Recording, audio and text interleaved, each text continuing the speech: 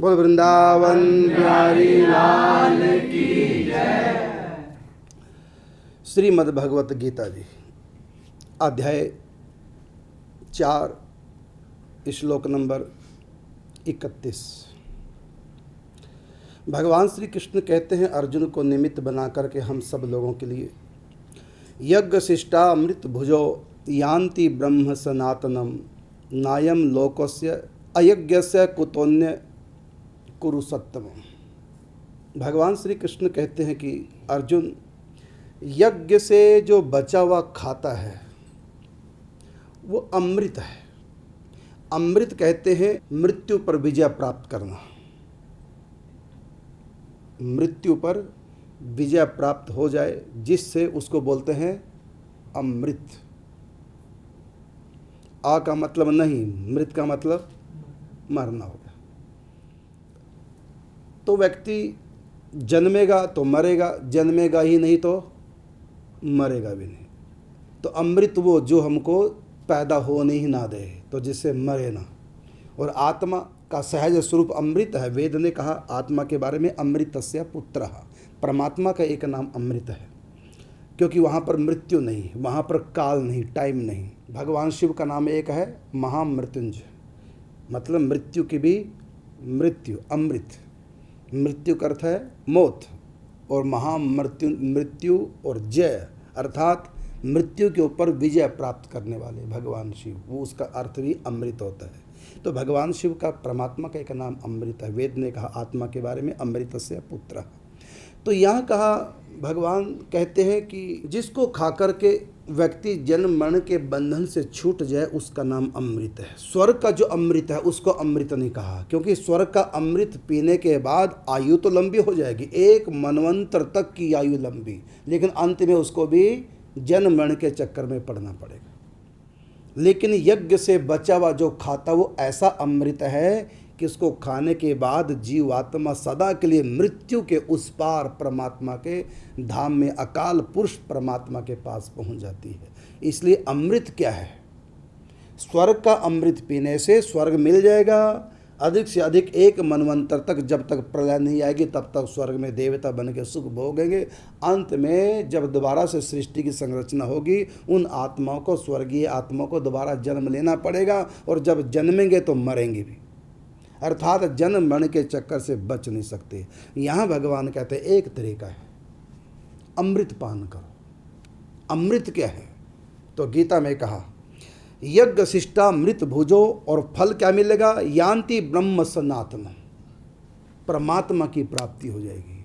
अर्थात ये आत्मा शरीर को छोड़ करके वहाँ जाएगी जहाँ पर मृत्यु की पहुँच नहीं, जहाँ पर काल की पहुँच नहीं, जन्म मरण का चक्कर सदा के लिए छूट जाएगा। तो क्या हम पाएँ? तो उसके लिए कहा यज्ञ शिष्टा मृत भुजो, अर्थात यज्ञ से बचा हुआ खाना चाहिए। जो भी समय मुझको सुन रहे हैं प्रतिज्ञा कर लो कि आज के बाद हम यज्ञ से बचा हुआ ही खाएंगे। पहली बात तो सुनो यज्ञ क्या है। यद्यपि मैं बता चुका हूँ 3 अध्याय में गीता में, 4 अध्याय में भी, और एक बार नहीं बहुत बार भगवान इस चीज़ की चर्चा कर चुके हैं। यज्ञ क्या है? तो पहले यज्ञ सुनो, जिसका बचा हुआ व्यक्ति खा करके सदा के लिए जन्म मरण के बंधन से छूट करके तो यान्ति ब्रह्म सनातनम, उस सनातन पर ब्रह्म को प्राप्त हो जाता है। तो यज्ञ क्या है? मनुष्य का जो कर्तव्य है, प्रत्येक कर्तव्य उसके लिए यज्ञ है। फिर सुनो यज्ञ क्या है गीता की भाषा। भगवान यज्ञ किसको कहते हैं? मानव का जो कर्तव्य है उसको निष्काम भाव से करे, बिना कामना के करे। जैसे माता पिता की सेवा करना कर्तव्य है, निष्काम भाव से करें। माता पिता सुख दें चाहे ना दें, धन संपत्ति दें चाहे ना दें, प्यार करें चाहे ना करें, ये उनका कर्तव्य, वो जाने पालन करना ना करना। लेकिन हमको परमात्मा ने पुत्र बनाया है उनका, इसलिए हमारा कर्तव्य क्या है? माता पिता की सेवा करना। वो सब संपत्ति हमको दे जाए अच्छी बात, ना दे तब भी उतनी अच्छा, हमारे कर्तव्य में कोई न्यून अधिक नहीं होगा, हम तो कर्तव्य पालन करेंगे। इसको कहते हैं यज्ञ करना।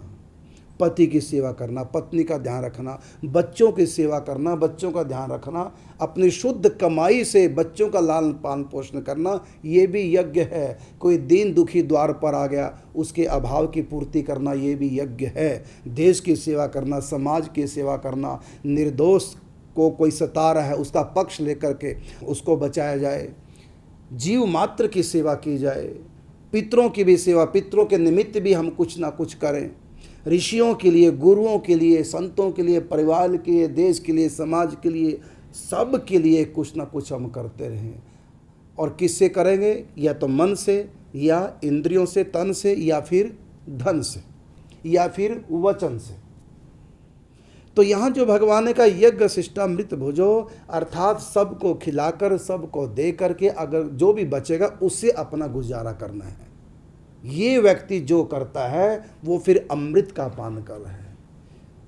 कोई वस्त्र से अभावग्रस्त है, शरीर को भी ढंग से ढक नहीं पा रहा है, उसको वस्त्र दे दिए।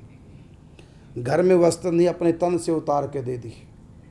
ऐसा तो सेवा करो, जितना अधिक से अधिक हो सके हम सेवा करें।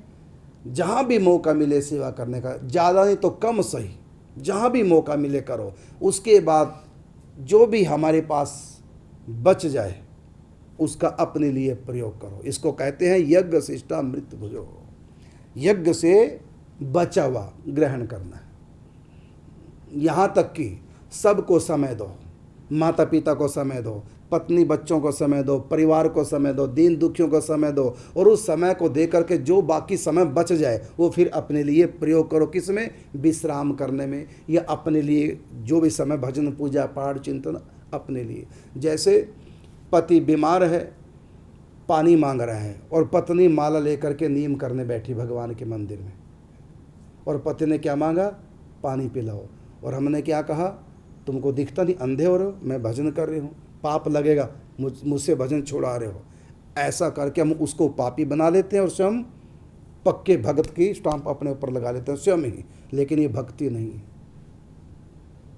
जरूरत किसको पहले है? दूसरों को पहले, और जो समय बच जाए वो अपने लिए प्रयोग कर सकते हैं। तो समय का दान करो, पानी पिला उठ करके, माला बाद में कर लेना, पानी पिला के फिर बैठ जाओ, भगवान नाराज नहीं होंगे और नींव नहीं टूटेगा। क्यों? क्योंकि समय को भी दान करना है, दूसरों के लिए समय लगाना है, बच जाए फिर अपने लिए देखो। समझे ना बात को? तो दूसरों के लिए समय, दूसरों के लिए तन, दूसरों के लिए मन, दूसरों के लिए इंद्रियां, दूसरों के लिए धन, दूसरों की वाणी। बात भी बोलो तो ऐसी बोलो कि अधिक से अधिक मेरी बात से दूसरों का भला हो, अपना भला बाद में, है ना? कि दूसरों का दुखड़ा दूर करने वाले तेरे दुख दूर करेंगे मेरे राम। अपने तन से खूब सेवा करो, बच जाए तो फिर अपने बारे में सोचो। और सच बात है, दूसरे के बारे में सोचना ही तो अपने बारे में सोचना है। दूसरे को खिलाना ही तो अपने बारे में सोचना है। क्योंकि खाया हुआ इतना काम नहीं आएगा और खिलाया हुआ बहुत काम आएगा। खाया हुआ तो मलमूत्र बन जाएगा या जीवित रह जाएंगे 150 साल तक खाए से, लेकिन खिलाए से तो न जाने कितने जन्मों तक सुख प्राप्त होगा। खाए हुए से इसी जन्म में सुख मिलेगा और खिलाया हुआ मरने के बाद भी साथ हो जाएगा। अपने लिए जो कोठी मकान बनाया है इसको छोड़ के दुनिया से चले जाएंगे, लेकिन किसी गरीब की कुटिया बना दी तो वो जो सुख दिया गरीब को मकान बनाने का, वो मकान का सुख हमारे साथ जाएगा। तो इस प्रकार से यज्ञ शिष्टामृत भुजो, भगवान श्री कृष्ण अर्जुन से कहते हैं यज्ञ का अर्थ है मनुष्य को अपनी आत्मशुद्धि के लिए, परमात्मा की प्राप्ति के लिए, आत्म कल्याण के लिए जो जो भी मनुष्य के लिए कर्तव्य निर्धारित किए हमारे शास्त्रों ने, उन शास्त्र विहित समस्त कर्मों को मनुष्य का कर्तव्य माना गया। और उस कर्तव्य को भगवत बुद्धि से करो, बिना स्वार्थ के करो। माता पिता की सेवा बिना स्वार्थ के करो, पत्नी की सेवा, पति की सेवा, वो सुख दे चाहे ना दे हम सेवा करेंगे। बच्चे हमारे काम आए चाहे ना आए, हम बाप होने का कर्तव्य पूरा निभाएंगे। क्यों? क्योंकि शास्त्र में लिखा हुआ है। और परमात्मा की आज्ञा है। और परमात्मा को रिझाने के लिए हमको बच्चों की सेवा करना, बच्चे हमारे काम आए ना आए, पति हमारे योग्य हो चाहे ना हो, पत्नी हमारे लायक हो चाहे ना हो, माता पिता चाहे कि हमारे योग्य हो ना हो, चाहे उनके ऊपर जय वो बिल्कुल भी हमारे स्वार्थ की तरफ भले हम ध्यान नहीं देते, यहाँ तक कि हमको पढ़ाया लिखाया भी नहीं, और स्वयं शराब पी के मस्त रहते हैं पिताजी, और हमारे लिए ज़िंदगी हमारी तबाह कर दी पिताजी ने। भले उन्होंने अपना कर्तव्य नहीं निभाया, उनकी दुर्गति को वो जाने, लेकिन हम तो पुत्र हैं ना, हम अपनी दुर्गति न करें, उन्हीं शराबी कबाबी पिता की सेवा करें, क्या मान करके कि परमात्मा ने इनका पुत्र बनाया है। मैं अपनी मर्जी से नहीं बना, किसने बनाया है? परमात्मा ने पुत्र बनाया। मैंने भी किसी जन्म में शराब पी करके अपने बच्चे की लाइफ खराब की होगी किसी जन्म में, इसलिए वो दंड परमात्मा मुझको दे रहे हैं। लेकिन अब मैं पिता की सेवा छोड़ करके दोबारा से कोई नया पाप ना करूं। अब जैसे भी पिता दिया परमात्मा ने, इसी पिताजी की सेवा करके मैं अपना पुत्र होने का कर्तव्य निभाऊं। तो इस प्रकार भगवान कहते हैं, जो अपना कर्तव्य निभाता है निष्काम भाव से, बिना किसी स्वार्थ के, बिना किसी ममता आसक्ति के और फल इच्छा के बिना कि सेवा करने से पिताजी सुख देंगे। यदि सुख नहीं दिया तो सेवा छोड़ देगा। फिर तो ये कामना भी नहीं रखनी, फल इच्छा नहीं रखनी कि पिता की सेवा करूंगा तो मुझको जमीन मिलेगी, यदि नहीं दी तो सेवा करना छोड़ूंगा, ये सब कुछ ना रखो। तो इस प्रकार से कर्तव्य निभाते हुए, इसका नाम है यज्ञ।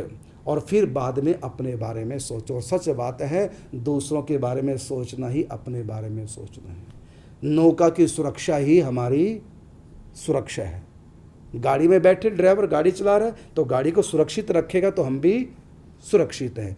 तो गाड़ी की भलाई में अपनी भलाई, नौका की भलाई में अपनी भलाई। नौका की सुरक्षा रखो, नौका को डूबने से बचाओ, क्योंकि हम नौका में बैठे। इसलिए समाज को सुव्यवस्थित करो, क्योंकि हम भी समाज के भीतर हैं।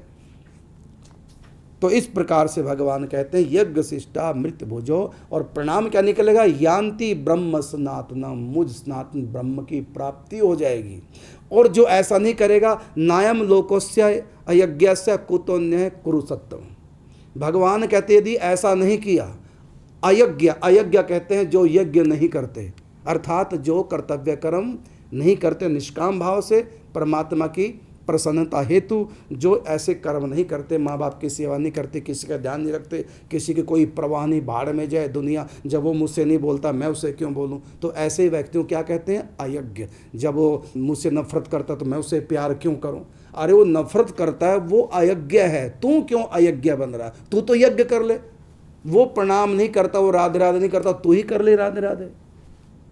वो हमसे प्रेम से नहीं बोलता, तो ही बोल ले। मैंने बहुत बार बोल के देख लिया, तो बहुत बार तो यज्ञ बना है, तो अब अयज्ञ क्यों बन रहा है? मरते दम तक सद्भाव न रखो, यज्ञ करो। हर कर्म यज्ञ है, देखना यज्ञ है, सूंघना यज्ञ है, खाना यज्ञ है, सुनना यज्ञ है, करना यज्ञ है, सब कुछ यज्ञ है मनुष्य के लिए। इसलिए शास्त्र विहित जितने भी कर्तव्य मानव के लिए निश्चित किए हैं शास्त्र ने, वो सब के सब यज्ञ है।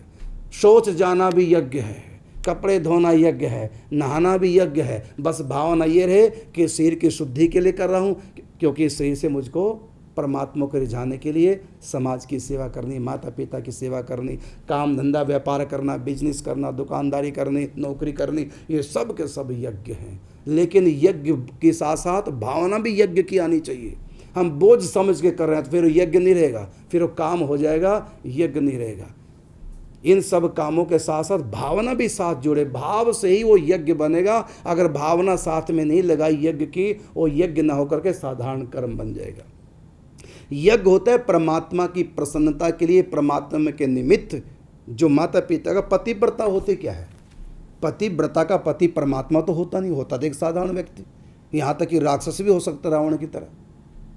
तो पतिव्रता का जो पति है वो कोई भगवान नहीं है, लेकिन उसने भाव कर लिया कि मेरा तो भगवान है, भला या बुरा जैसा भी है मेरा पति मेरा देवता है। बस मान लिया उसने, मान लिया का मतलब भाव कर लिया, बस भाव कर लिया।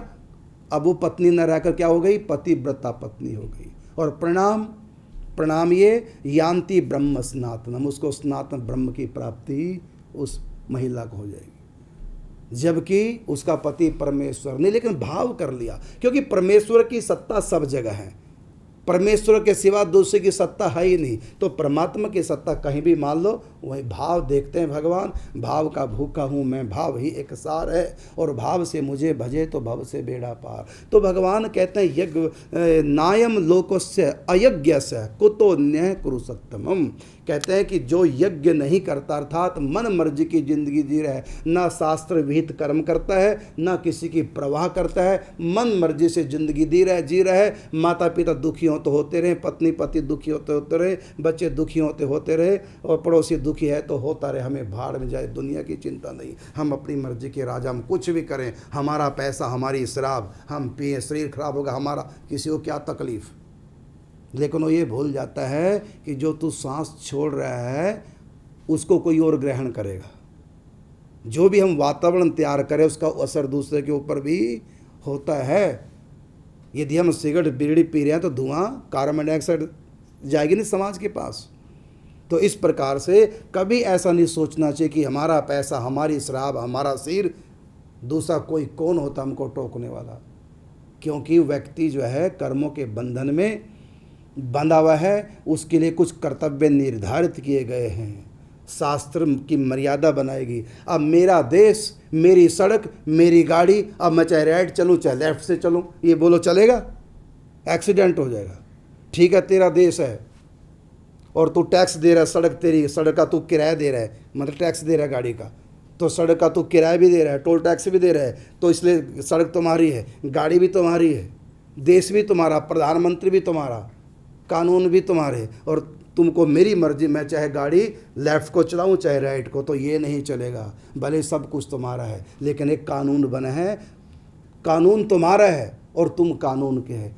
ध्यान रखो, तुम कानून का ध्यान रखोगे, कानून तुम्हारा ध्यान रखेगा।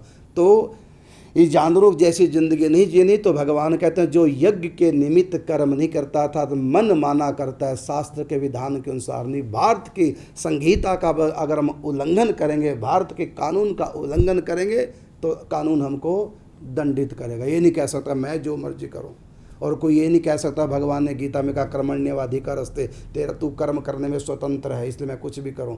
लेकिन भगवान ने तो कहा तू कर्म करने में स्वतंत्र है, साथ में भी तो कहा कि माँ फलेषु कदाचन, उसका जो फल मिलेगा उसमें तू स्वतंत्र नहीं, वो तेरे कर्म के अनुसार तुमको भोगना पड़ेगा। इसलिए यहाँ गीता में भगवान कहते हैं कि नायम लोकस्य अयज्ञस्य कुतोन्य कुरुसत्तमम। जो यज्ञ के निमित्त कर्म नहीं करता, अर्थात जो कर्तव्य कर्म नहीं करता निष्काम भाव से और आसक्ति रहित होकर के, तो भगवान कहते हैं कि यज्ञ न करने वाले पुरुष के लिए तो यह मनुष्य लोक भी सुखदायक नहीं है, फिर परलोक कैसे सुखदायक हो सकता है। यहाँ भी सुख नहीं मिलेगा। आप कह सकते हैं कितने पापी हैं जो पाप कर रहे हैं, अयज्ञी हैं, यज्ञ नहीं करते, शुभ कर्म नहीं करते, पाप करें, वो भी सुखी देखे जाते हैं। इसका उत्तर यह है वो सुख उनके पाप का फल नहीं है, पूर्व जन्म के पुण्यों का फल है। जैसे इस पूर्व जन्म में खूब दान पुण्य किया, अब वो करोड़पति बनना उसको, लेकिन अब वो चाहे कितना भी पाप करे तब भी करोड़पति बनेगा। और किसी ने पूर्व जन्म में दान नहीं किया और अब उसको गरीबी की ज़िंदगी जीनी, अब वो कितना भी मेहनत कर ले दिन रात एक करके, उसको गरीबी मिलेगी। अर्थात यदि कोई इस समय सुख या दुख पा रहा है, मत सोचो कि जो पापी है वो बड़ा सुखी है, और ये तो गीता में जो लिखा कि ना यहाँ सुख पाएगा ना वहाँ। तो इस कर्म का जो फल है, जो उसने पाप किया है, उसका जो फल वो सुख नहीं मिल रहा, ये सुख तो उसके भाग्य में लिखवा के लाया था वो मिल रहा है। और अब जो ये पाप कर रहा है, इसका जो है लिखा जा रहा है, यमराज के यहाँ चित्रगुप्त लिख रहे हैं, उसका दंड पाने के लिए फिर इसी लोक में उसको दुख उठाने पड़ेंगे और नरक आदि जाना पड़ेगा। तो पाप का फल कभी सुख नहीं हो सकता। आप माता पिता की सेवा मत करो और पिता की सारी संपत्ति आपने सिग्नेचर अंगूठे लगवा करके हड़प ली और तुम कहोगे देखो सुख मिल गया, ये तुम्हारा भ्रम है। टेंशन रहेगी ज़िंदगी भर और शर्म रहेगी तुमको, और लोग टोकेंगे कैसा बेटा है, बाप की सेवा नहीं करता, अंगूठा लगा लिया। अपमानित होकर ज़िंदगी जीनी पड़ेगी और मौत से प्रत्येक क्षण डरते रहोगे कि मेरा क्या होगा, मैंने तो माँ बाप की सेवा नहीं की, ज़बरदस्ती अंगूठा सिग्नेचर करा करके संपत्ति हड़प ली, दवाई बूटी के लिए भी खर्चे के लिए पैसा नहीं देता, भूखे मैंने माता पिता को मारा है। तो यहाँ भी वो कल्पता रहेगा, दुख पाता रहेगा, टेंशन में रहेगा,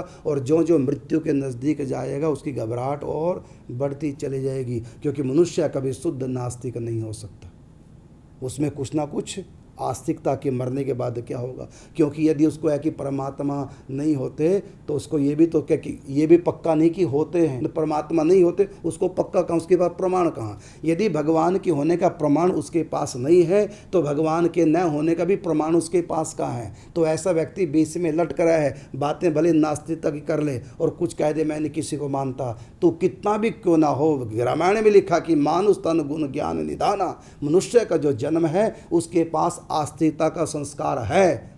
भले वो कह दे मैं नास्तिक हूँ, पाप कर रहा है दिन रात, लेकिन तब भी उसके अंदर आस्तिक का संस्कार है। क्योंकि आस्तिक के संस्कार जिसके भाग्य में होते हैं संचित से उसी को मनुष्य जन्म मिलता है। और जिसमें आस्तिकता के संस्कार है ही नहीं उसके संचित में जो ऐसा भाग्य बने, तो जिसके भाग्य में संचित से भाग्य बनता है और उसमें यदि संचित में से एक भी आस्तिकता का यदि उसमें संस्कार नहीं है, ऐसे व्यक्तियों को जानवर बनाया जाता है। पेड़ पौधे बना देंगे, जीव जंतु कीट पतंग परमात्मा बना देंगे, इंसान नहीं बनाएंगे। मानव केवल वही बनता है जिसके संचित में आस्तिकता के संस्कार हैं, वो भाग्य में आ जाते हैं। इसलिए मैं चैलेंज से कहता हूँ सृष्टि में एक भी मनुष्य ऐसा नहीं जिसको हम शुद्ध नास्तिक कह सके।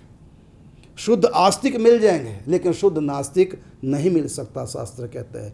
क्योंकि परमात्मा के संस्कार जिसके भीतर होते हैं भाग्य में, वही मनुष्य बनता, नहीं तो जानवर बनता है। वहाँ फिर भगवान भजन चिंतन कुछ नहीं होता।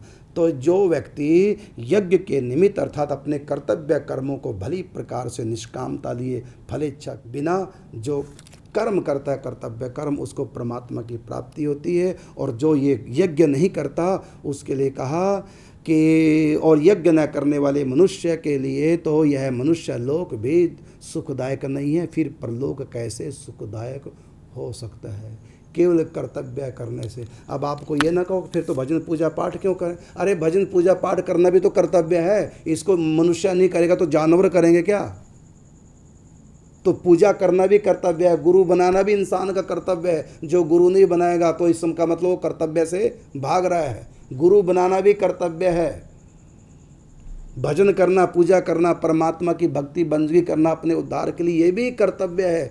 पत्र में अंदर लिखना भी कर्तव्य है और बाहर एड्रेस लिखना भी कर्तव्य है। तो पत्र के भीतर का जो मैटर है वो है अन्य अन्य शुभ कर्म कर्तव्य कर्म, और भक्ति पूजा पाठ ये है बाहर का एड्रेस। दोनों ही कर्तव्य हैं। यदि एक कर्तव्य नहीं किया, पुण्य सब किए हैं लेकिन भजन चिंतन सुमरी नहीं किया तो स्वर्ग जाओगे ब्रह्मलोक जाओगे।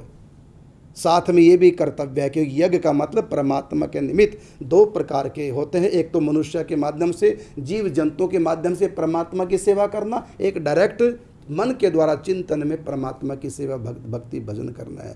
तो जो डायरेक्ट परमात्मा के निमित्त किया जाता है पूजा पाठ चिंतन मनन नाम जप आदि, वो तो है पत्र के बाहर का एड्रेस। और जो हम जीव जंतुओं की सेवा करते हैं इनडायरेक्टली परमात्मा को जाने के लिए, वो लेटर के भीतर का मैटर है। तो लेटर के भीतर मैटर भी ठीक ठीक लिखो और बाहर का एड्रेस भी ठीक ठीक लिखो। मैटर तो भले अधूरा छूट जाए लेकिन लेटर के बाहर का एड्रेस वो पूरा होना चाहिए, तो पत्र आपका मंजिल तक पहुंचेगा। यदि पत्र जाए बाहर एड्रेस नहीं लिखा तो पत्र कहाँ तक जाएगा, केवल लेटर बॉक्स तक जाएगा, आगे मंजिल तक नहीं पहुंच पाएगा। और डाकिया आएगा उसको देखेगा बिना एड्रेस का, भीतर जो मर्जी लिखा फाड़ करके फेंक दिया जाएगा। इसी प्रकार यदि हम सोचे कि पुण्य कर्म करें, जीव जंतुओं की सेवा करें और भक्ति ना करें तो स्वर्ग तक जा सकते हो, ब्रह्मलोक तक अधिक से अधिक जा सकते हो, परमात्मा की प्राप्ति होगी। क्यों अधूरा कर्तव्य पालन नहीं करना, पूरा कर्तव्य पालन। पूरा कर्तव्य क्या है, पूरा पत्र लिखना क्या है, अंदर भी लिखो जो लिखना है मैसेज और बाहर एड्रेस भी लिखो, ये पत्र पूरा है। ऐसे पूरा पत्र अंदर बाहर से लिख करके ऐसी अंदर से डायरेक्ट परमात्मा की भक्ति भी करो और बाहर से इंद्रियों से व्यवहार भी समाज के साथ करो, दोनों यज्ञ हैं। तो इस प्रकार यज्ञ जो करता है उसको परमात्मा की प्राप्ति होती है, और जो यज्ञ नहीं करता मन माना आचरण करता है उसको परमात्मा की प्राप्ति कौन कहे, परलोक की कौन कहे। यहाँ भी इस लोक में भी उसको दुख प्राप्त होगा और बार बार उसको जन्म मन के चक्कर में पड़ना पड़ेगा। ये बात भगवान ने 4 अध्याय के 31 नंबर श्लोक में श्रीमद् भगवत गीता अंतर्गत कही। जय श्री राधे, जय श्री कृष्ण।